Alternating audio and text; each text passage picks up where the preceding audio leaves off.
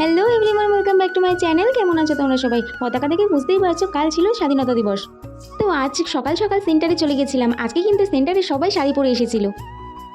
ওই যে ওইখানে স্কুলের পতাকা উত্তোলন হয়ে গেছে, আর বাইরে খুব বৃষ্টি হওয়ার কারণে আমাদের অনুষ্ঠানটি ক্লাসরুমের ভিতরেই হবে।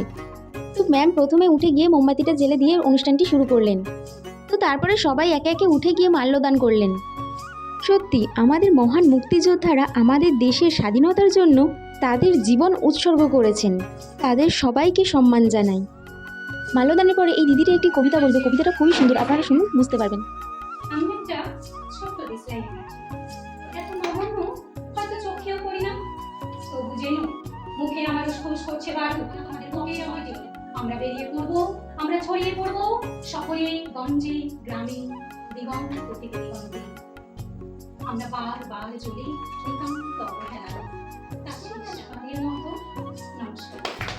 কবিতাটা পুরো দিতে পারলাম না, সাইড দিয়ে খুব আওয়াজ হচ্ছিল, তাই অনুষ্ঠান পুরো শেষের মুখে আমরা এবার বাড়ি চলে যাব। ও মা, বাড়িতে এসে দেখি বাবা এক পতাকা টাঙিয়ে দিয়েছে।